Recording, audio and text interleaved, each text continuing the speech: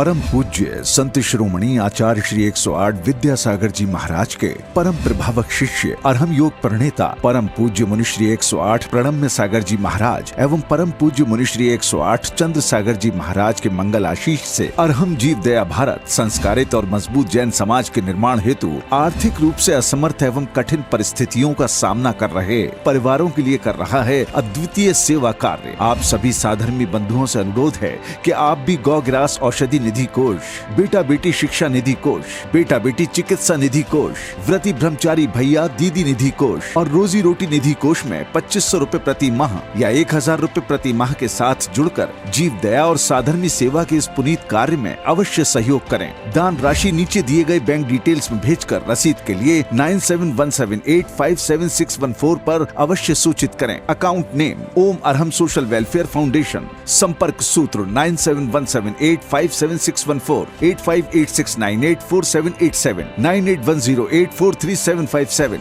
9810436940। इस कार्यक्रम के पुण्यार्जक हैं प्रणम्य वाणी देवदूत। प्रणम्य गुरु की वाणी पहुँचे घर घर, सम्यक ज्ञान प्रभाव न होवे घर घर। सभी प्रणम्य वाणी देवदूत के पुण्य की बहुत बहुत अनुमोदना। अधिक जानकारी के लिए संपर्क करें। गुरु चरणों में समर्पित गुरु भक्त परिवार USA।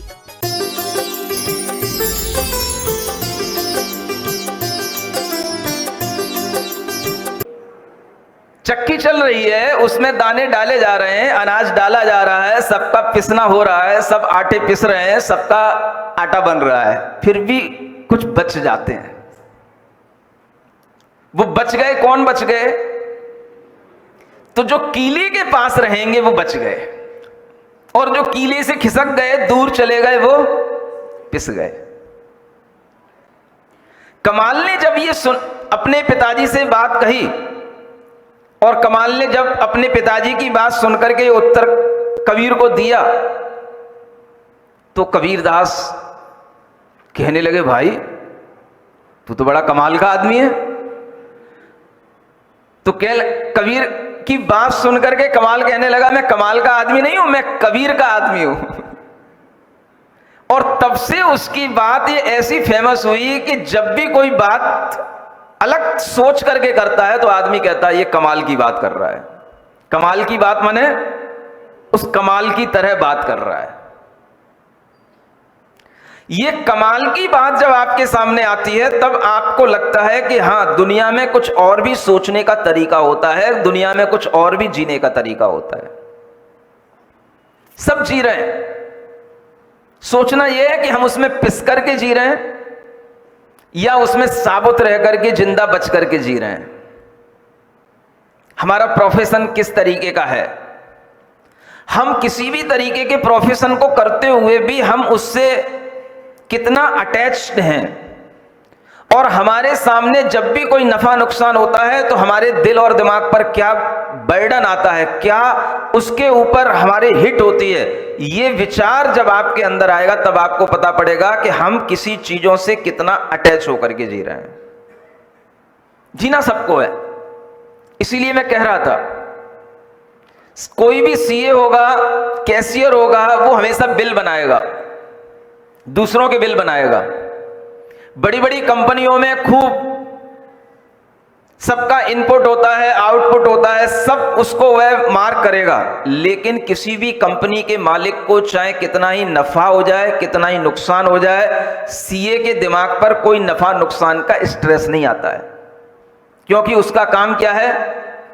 उसका काम केवल बैलेंस शीट बनाना है। नफा नुकसान करना तुम्हारा काम है, ये मैनेजमेंट हमारा नहीं है।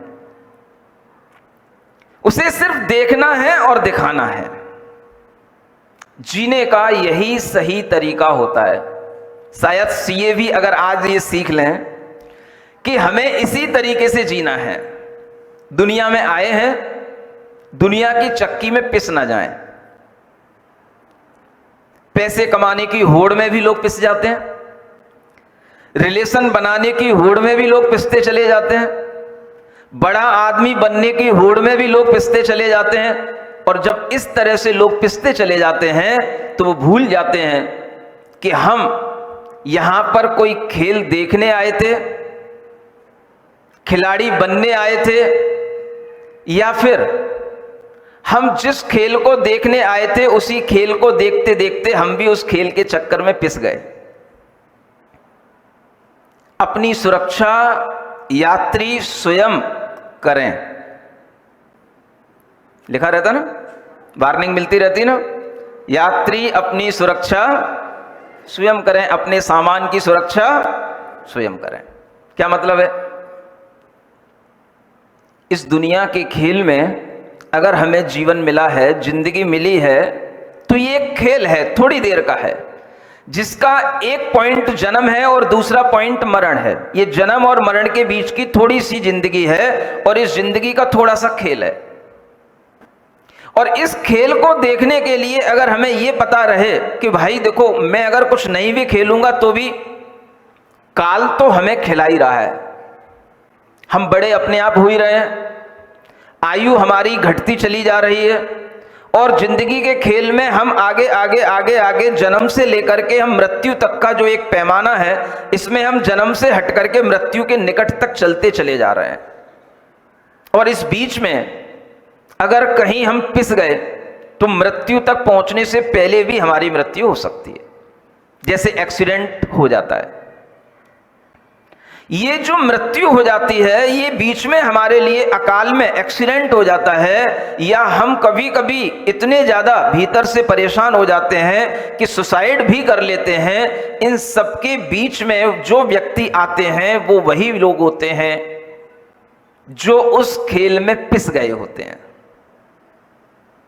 अगर आप सुरक्षित खेल रहे हो तो अच्छी बात है। हमारा आपसे सिर्फ इतना ही कहना है, जिंदगी का खेल अच्छा खेलो, लेकिन इस खेल में कभी पिसना नहीं। पिसने का मतलब खेलते खेलते आपको टेंशन होने लग गए, खेलते खेलते आपके लिए कहीं जो है इस तरह से लगने लगेगा कि भाई अब ये जिंदगी अपन अब आगे बढ़ा नहीं पाएंगे, चला नहीं पाएंगे, इस जिंदगी को जीना अब बहुत मुश्किल हो गया है, तो समझ लेना कि आप उस जिंदगी के खेल में पिस गए। दुनिया में समझदार आदमी जिंदगी में सिर्फ खेल खेलते हैं और खेल दिखाते हैं। फिल्में सब देखते हैं, फिल्मों के जो हीरो होते हैं, हीरोइन होते हैं, जो पार्ट वो आपके सामने प्रेजेंट करते हैं, वो अपने को लगता है कि बिल्कुल ऐसा कि रियल लाइफ में चल रहा हो जैसे, लेकिन वो उनका पार्ट उनकी रियल लाइफ में वैसा होता है क्या? एक हीरो अपनी जिंदगी में कितनी हीरोइनों के साथ फिल्में बना चुका होता है, लेकिन आप जब भी उस हीरो की फिल्म देखने जाएंगे तब आपको ऐसा लगेगा कि जैसे बिल्कुल ये इसी के साथ अपनी पूरी जिंदगी जीता हो, ये इसी के साथ बिल्कुल जीने मरने को तत्पर रहता हो। आपकी सोच में उस समय पर यह आएगा कि जैसे ये बिल्कुल रियल लाइफ हम बिल्कुल देख रहे हो। हीरो कौन कहलाता है? तुम या वो जो तुम्हें अपना खेल दिखा करके तुम्हारी जेब से पैसा निकाल ले रहा है और फिर भी जो है वो अपना खेल अलग खेल रहा है? बताओ हीरो कौन कहलाता है? एक हीरो दुनिया में रह करके बहुत सारी फिल्में बनाता है, बहुत बार फिल्में बनाता है, बहुत लोगों के साथ काम करता है और बहुत करोड़ों करोड़ों इकट्ठा कर लेता है। वो करोड़ आते कहां से? किसकी जेब से निकलते हैं? थोड़ा थोड़ा करके सबकी जेब से निकलते हैं और वो खेल जाता है, और जो खेल गया उसी का नाम खिलाड़ी है। अब उस खेल में अगर हम खेल रहे हैं, हम भी अपना मनोरंजन कर रहे हैं, तो ठीक है, हम भी खिलाड़ी हैं। लेकिन अगर उस खेल की थीम में से हमने कुछ सीख लिया और हम भी अगर कुछ वैसा ही करने लग गए, तो फिर उस खेल में हम भी पिस गए। और खेल का मोटिव यही होता है कि आपके दिमाग में कुछ ना कुछ ऐसा डाल देना जिससे कि आप अपनी जिंदगी के खेल को कहीं ना कहीं उससे लिंक कर सको। और जो लिंक आपके अंदर आ गई कि भाई मुझे भी ऐसा ही करना चाहिए था, इसलिए आपने देखा होगा बहुत बड़े बड़े पढ़े लिखे बच्चे बड़े बड़े बदमाश बन जाते हैं, बड़े बड़े चोर बन जाते हैं, बड़े बड़े डॉन बन जाते हैं। क्यों?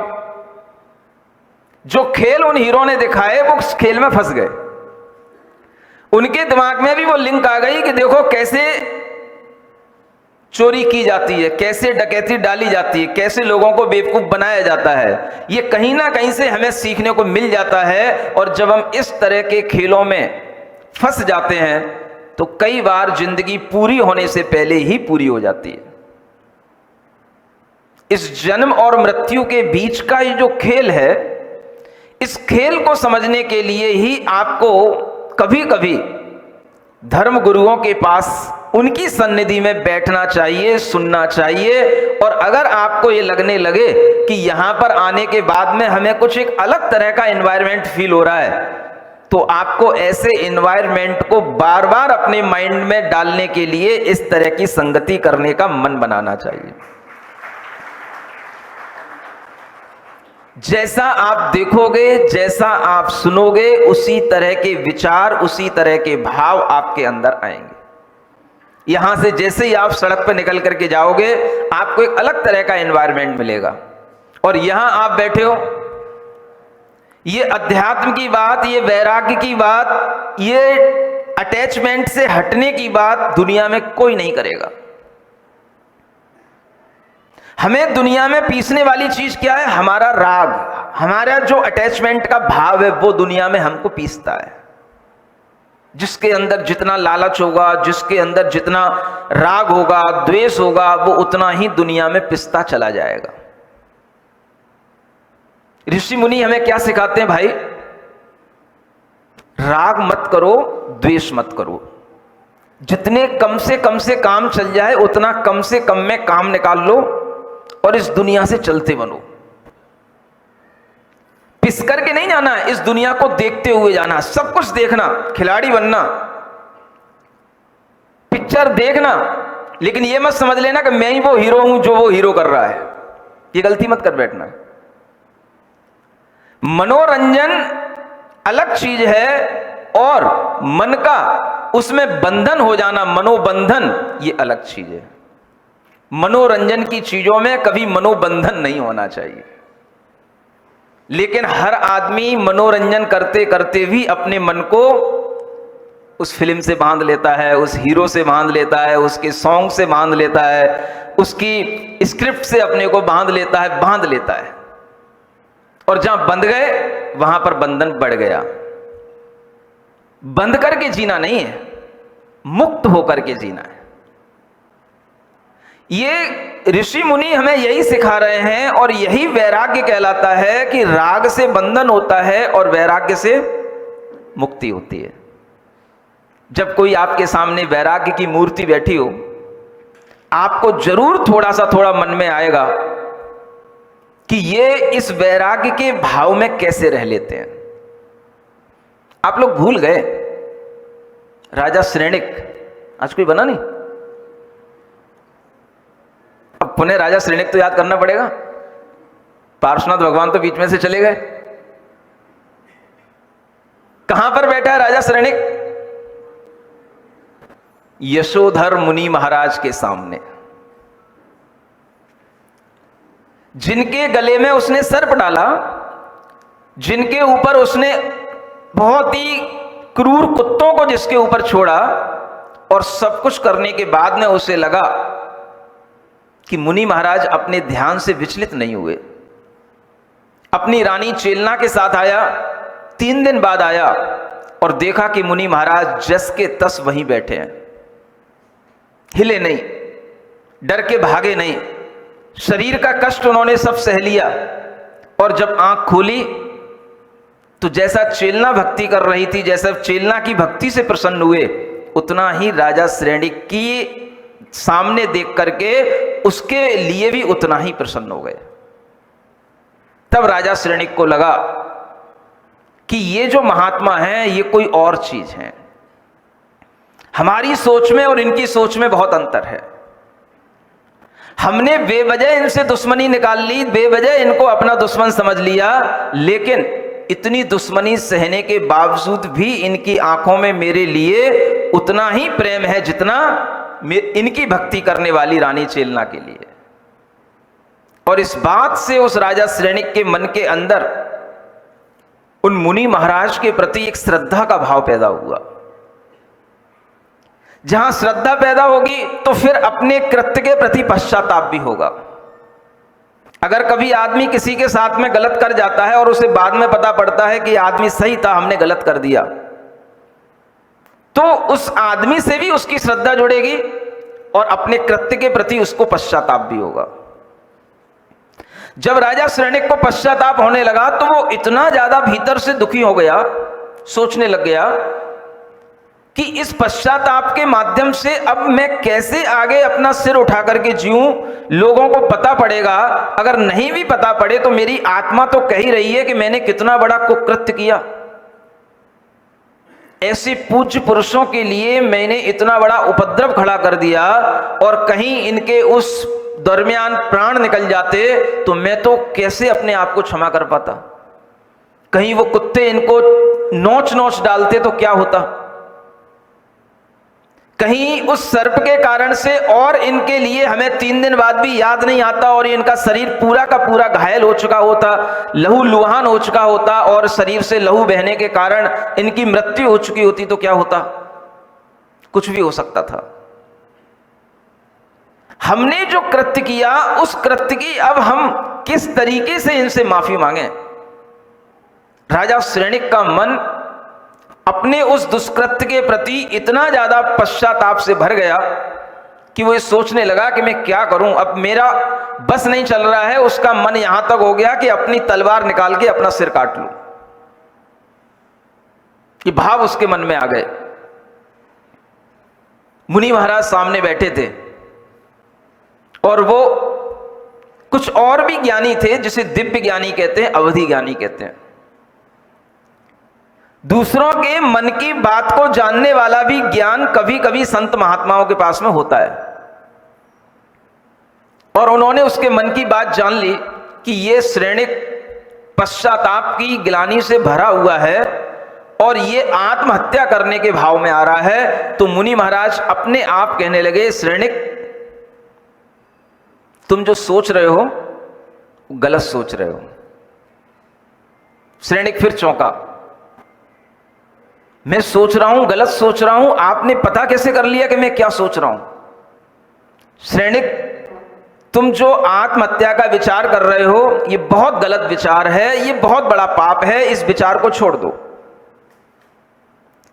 तुमसे कुछ गलत हो गया, उस गलत हुए कार्य के कारण से तुम्हारे लिए जो कर्म बंध हुआ है, ये ठीक बात है कि तुम उससे बहुत आसानी से नहीं बच पाओगे, लेकिन आत्महत्या से तो उससे ज्यादा भी पाप तुम्हारे गले पड़ जाएगा और फिर जन्म जन्म तक उससे नहीं बच पाओगे।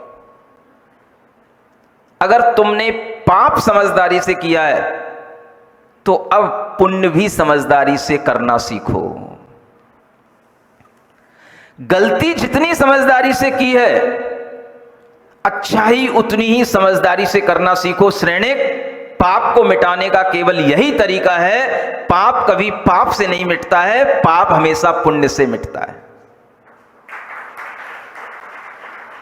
जो अपने जीवन में अधर्म किया है और उस अधर्म के प्रति अगर पश्चाताप हो रहा है, मरने की मत सोचो, मरने से कुछ नहीं होगा।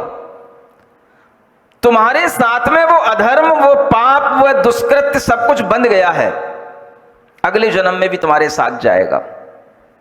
आत्मा इस जन्म में जो भी करती है अपने पाप कर्मों को अपने साथ बंद कर लेती है, बांध लेती है, और वह फल भोगने के लिए वो कर्म उसके साथ में अगले जन्म जन्मांतरों तक साथ में बने रहते हैं।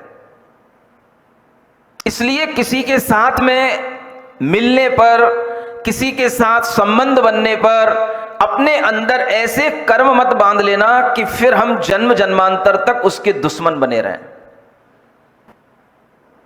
ये एक जन्म के नहीं छूटेंगे, जन्म जन्म तक बने रहेंगे।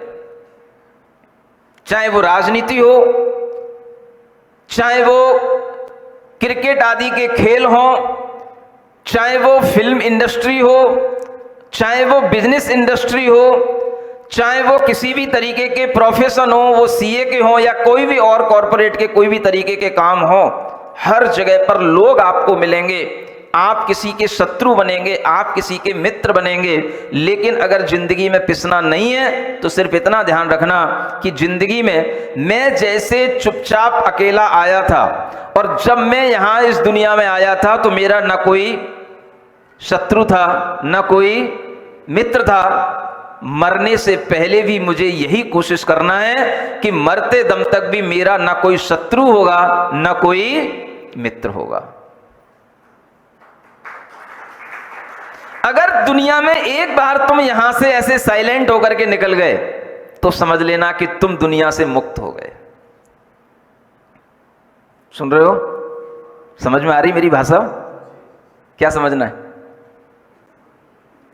अगर यहां पर आने के बाद में तुमने अपने रिलेशंस में किसी के साथ ज्यादा अटैचमेंट, किसी के ज्यादा हेट का बिहेव, अगर ये सब करना यहां पर शुरू कर दिया और इस दुनिया के खेल में तुम इससे बंध गए और पिसने लग गए, तो फिर तुम्हारा खेल कोई दूसरा जब देखेगा तो सिर्फ हंसी के पात्र रह जाओगे।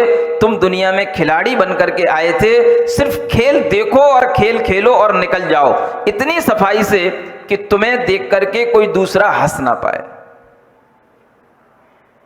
ये दुनिया का खेल आप देखते रहो, इतना मत करो कि उसके कारण से तुम्हारे अंदर द्वेष भाव इतना बढ़ जाए कि जब भी कभी वो आदमी तुम्हें कभी दूसरे जन्म में मिले तो फिर याद आ जाए ये इंडिया का है कि ये भारत का है।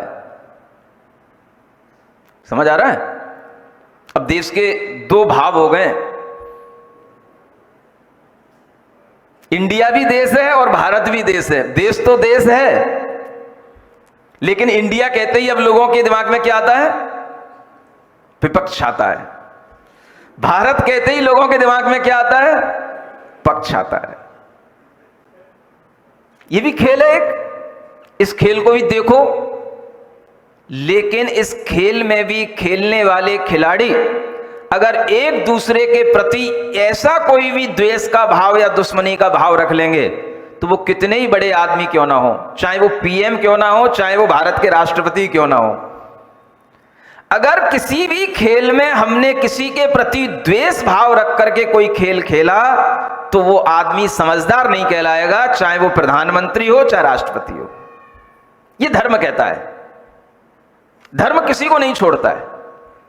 न्याय जिस तरीके से किसी को नहीं छोड़ता है, न्यायालय जिस तरीके से किसी को नहीं बख्शते हैं, ऐसे ही धर्म किसी के लिए भी बख्शता नहीं है। धर्म वही कहता है जो सत्य होता है, और उस सत्य को जो समझ लेता है वही धर्म को समझ पाता है। इसलिए दुनिया के इस खेल में अपने आप को बचा के निकलो। पैसा आए जाए लेकिन वो सिर का दर्द ना बन जाए। नुकसान होने पर भी नुकसान किसका? पैसे का नुकसान कि हमारी जिंदगी का नुकसान? सोचो, जब पैसे का नुकसान होता है तो क्या केवल पैसे का नुकसान ही आदमी के पास रह जाता है? मान लो किसी का 20 लाख 50 लाख कहीं डूब गया, वो लाख डूब गया, नुकसान पैसे का आपके दिमाग में हो गया, लेकिन दिमाग का तो नुकसान नहीं हो गया कहीं? समझ में आ रहा है कि नहीं आ रहा? दिमाग में नुकसान बैठ तो नहीं गया कहीं? अगर वो दिमाग में नुकसान बैठ गया तो फिर वो आपकी जिंदगी का जो फ्लो था वो बिगड़ गया। नुकसान होगा, नफा भी होगी, लेकिन वो नुकसान या नफा कहीं पर भी हमारे दिमाग में बैठना नहीं चाहिए। पैसे से खेलने वाले लोगों ये ध्यान रखना है, वो दिमाग में नहीं बैठना चाहिए। ऐसा नहीं बैठ जाए कि वो इतना बैठ जाए कि हमारा दिमाग ही बैठ जाए। नहीं समझ आए? जब दिमाग बैठ जाएगा तो फिर दिमाग काम करना बंद कर देगा, क्योंकि दिमाग के ऊपर कोई दूसरा प्रेशर आ गया, और जब उसके ऊपर कोई दूसरा प्रेशर आ गया तो फिर अब आपका जब माइंड एक्टिव नहीं होगा तो आप कोई भी काम एक्टिवली नहीं कर पाओगे, और किसी भी तरीके के जो आपके विचार जब आपके ही कंट्रोल में नहीं रहेंगे तो फिर आपकी जीवन, आपकी लाइफ कोई भी आपके कंट्रोल में नहीं होगी। इसलिए ये बताया जाता है, सूरज चांद छिपे निकले ऋतु फिर कर आवे, प्यारी आयु ऐसी बीते पता नहीं पावे। ये ध्यान रखो, हमारी आयु, हमारे भीतर जो जल भरा हुआ है वो हर समय निकल रहा है, और उस आयु को ही हम अपना धन समझें, हमारा जीवन सुरक्षित रहे, हम पूरी आयु जी पाएं। ये भाव, ये विचार अगर अपने अंदर रहता है तो धन आएगा, धन जाएगा, लेकिन हमारी आयु पर उसके कारण से डिफेक्ट नहीं आना चाहिए। इसका नाम है कमाल का खेल, समझदारी की बात। कीली के पास रहो। कीली कहां मिलेगी? अभी सतना में कीली है कि नहीं है? कहां है? कीली के पास रहोगे तो सुरक्षित रह जाओगे। इसलिए बच्चों से कहो, जो भी पढ़े लिखे बच्चे हैं उनसे कहो, ये तुम्हारी पढ़ाई लिखाई कोई काम में नहीं आने की है। दुनिया तुम्हारी पढ़ाई लिखाई से नहीं चल रही है, तुम दुनिया में पिस रहे हो, तुम दुनिया के हिसाब से चल रहे हो। आज देख लो कितने पढ़े लिखे लोग हैं दुनिया में जो नाम कमा रहे हैं। अभी चंद्रयान की यात्रा पर लोग गए हैं, उस इसरो में काम करने वाले लोग, अभी एक सर्वे हुआ है, बताया गया है कि उसमें सब जितने भी लोग काम करने वाले थे, पढ़ने वाले थे, सारे के सारे जो भी साइंटिस्ट हैं सरकारी स्कूलों में पढ़े हुए लोग हैं। वो नहीं समझ आया?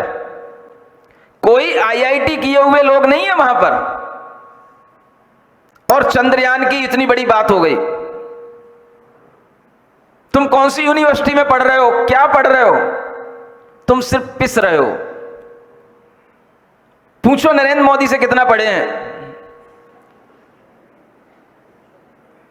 दुनिया चलाने वाले लोगों के लिए पढ़ाई लिखाई की ज्यादा जरूरत नहीं होती है, वो दूसरे ज्ञान की जरूरत होती है जो इस कीली के पास बैठ करके मिलेगी।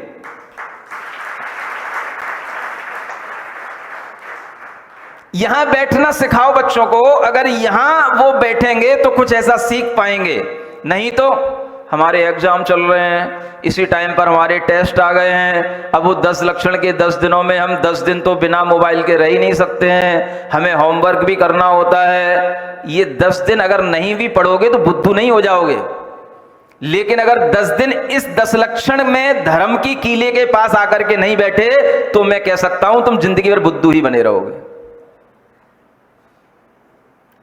ये किसको बताना है?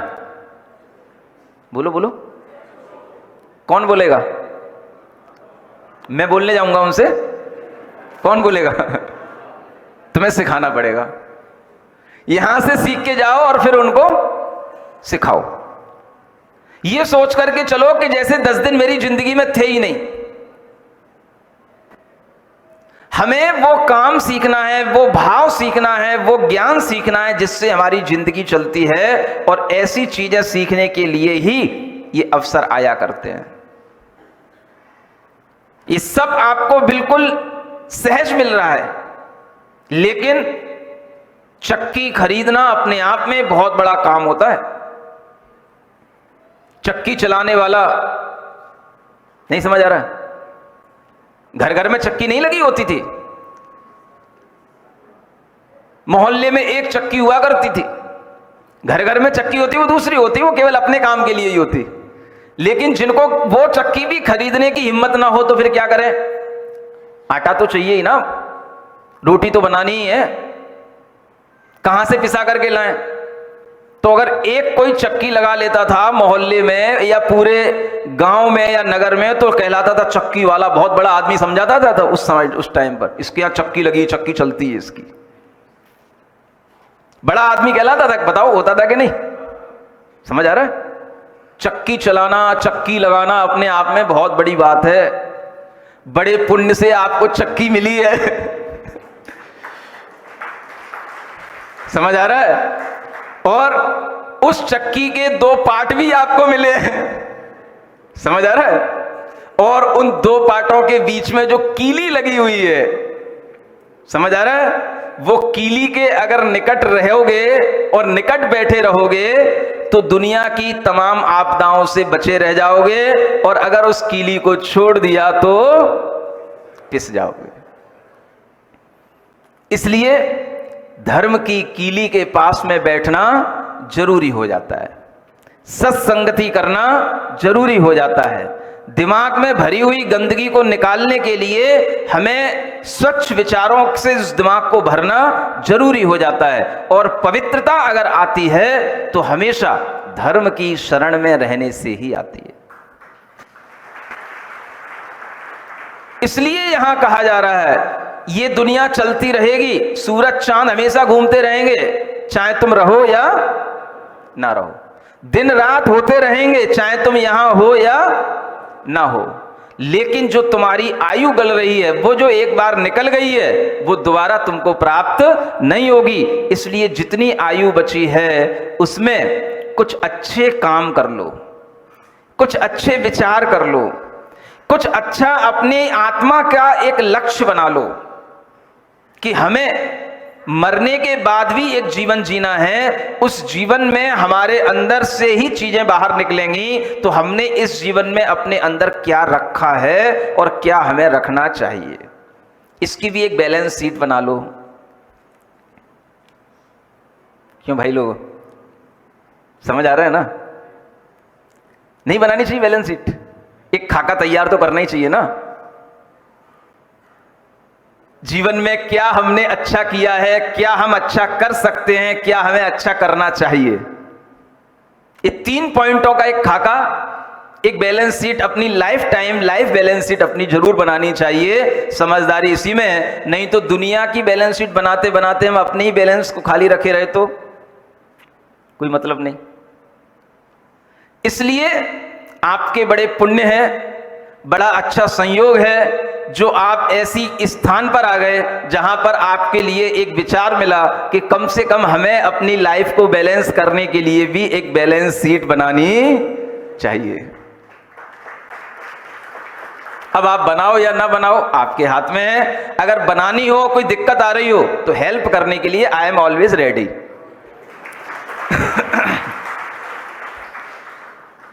हाँ, अगर कोई हेल्प चाहिए हो कि महाराज हम समझ नहीं पा रहे किस तरीके के वो हमें कैटेलॉग बनाने चाहिए, किस तरीके से हमें पॉइंट लिखने चाहिए, अगर आप अलग से भी टाइम लेकर के हमसे पूछोगे तो हम आपको बता देंगे। क्या समझ में आ रहा है? Without fees? फीस का कोई काम, निर्ग्रंथ है, दिगंबर है, अपने रखेंगे कहाँ? जेब है ही नहीं अपने पास में।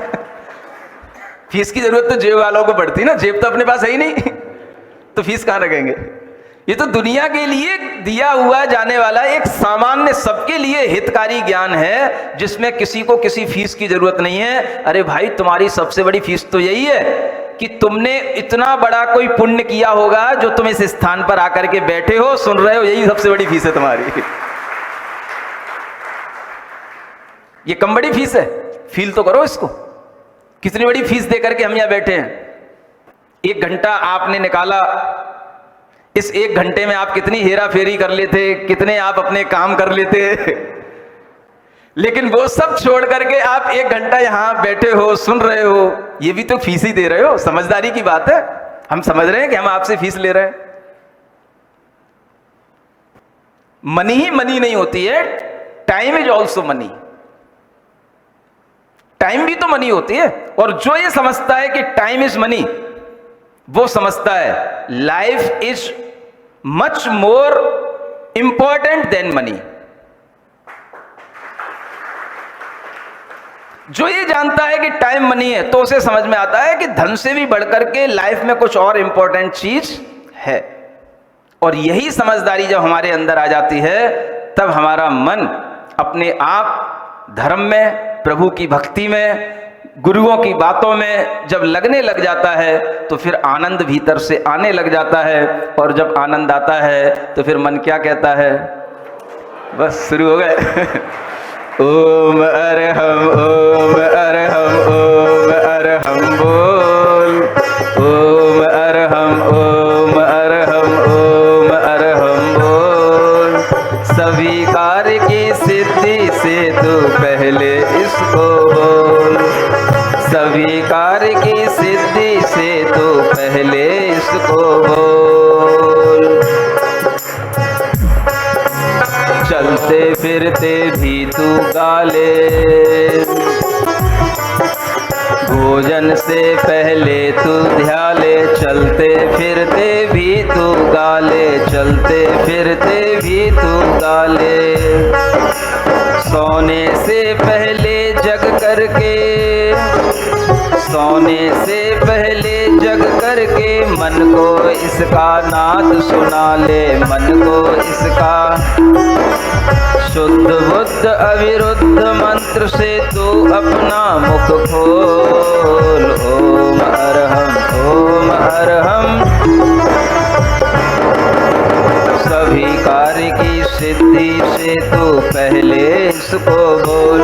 ओम अरहम नमः, ओम अरहम नमः, ओम अरहम नमः, ओम अरहम नमः, ओम अरहम नमः, ओम अरहम नमः, ओम अरहम नमः, ओम। और इस अरहम के नाद को 5 बार शांत मन से अपने अंदर में दोहराएंगे, तब यहाँ से उठेंगे। 5 बार इसका नाद करते हैं। आंख बंद करेंगे, दोनों हाथ अपने घुटनों पर रख करके शांत भाव से बैठेंगे।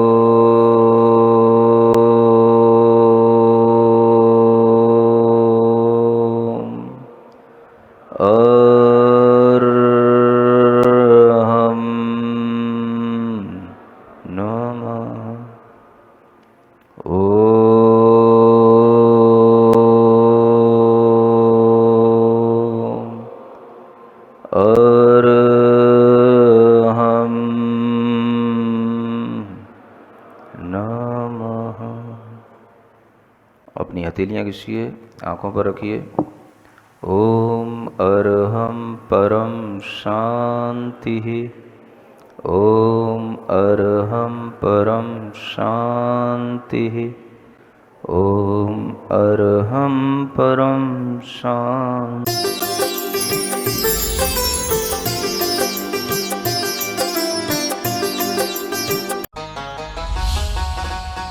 इस कार्यक्रम के पुण्यार्जक थे प्रणम्य वाणी देवदूत। प्रणम्य गुरु की वाणी पहुँचे घर घर, सम्यक ज्ञान प्रभावना होवे घर घर। सभी प्रणम्य वाणी देवदूत के पुण्य की बहुत बहुत अनुमोदना। अधिक जानकारी के लिए संपर्क करें। गुरु चरणों में समर्पित गुरु भक्त परिवार USA।